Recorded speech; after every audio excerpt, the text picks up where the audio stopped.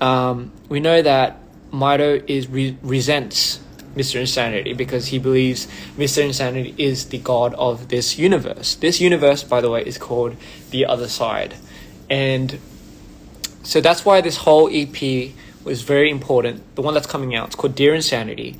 It's a side story to where everything came from, the beginning of it all. It's kind of like, what's it like? It's kind of like Star Wars. You know how Star Wars starts like right in the middle of the whole plot, and then we get a lot of explanation or behind the scenes, or so where everything came from like afterwards. Is that how it works? I think that's how it works. But in this EP, visually too and sonically, we get to see where everything really kind of took off, who Mr. Insanity is, and very first look into what the other side is. I know for some of you it's like, it sounds confusing, but when you see it, you'll know. Speaking of, I can't wait. This was one of the most exciting albums I've ever worked on. And some of you might say, how about Mito 2? I think Mito 2 was really fun too, but I think I was going through such a manic roller coaster when I was, because being that character and personifying it really takes a toll on you. It's kind of like method acting, I guess. If you concentrate too much on something, you really do become it. And I've seen what it could do to somebody. 주령이도 들어왔구나. 안녕하세요, 주령씨. By the way, shout outs to Chun. If you have 홍미진진이 말까?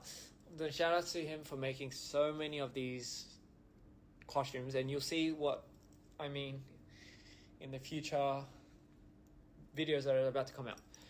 Anyway, someone's asking me, am I okay? Of course I'm okay. If I'm not okay, I wouldn't be like this.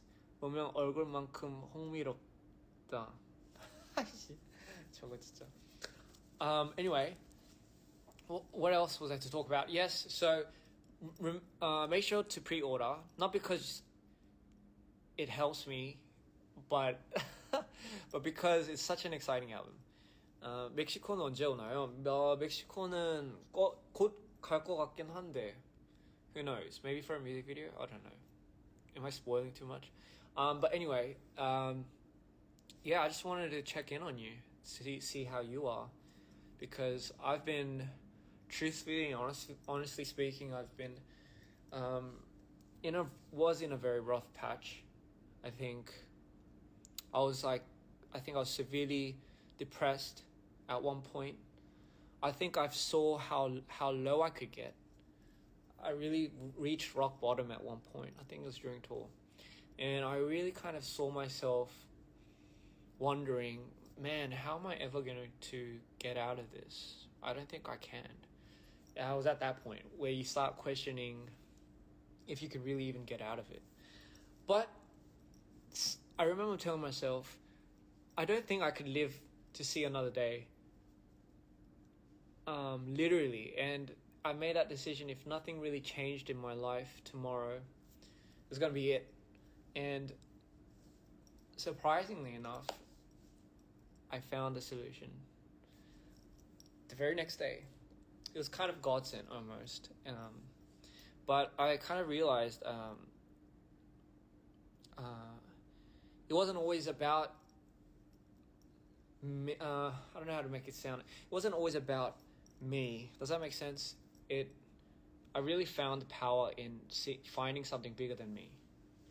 And it's I love giving. I'm a giver. I think I'm a huge giver.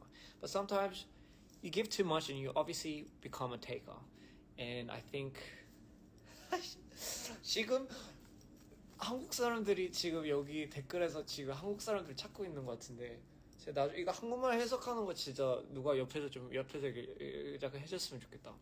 But I realized even the biggest givers can become the biggest takers if there's no one to give to those givers. Does that make any sense? I'm sure it does. But anyway,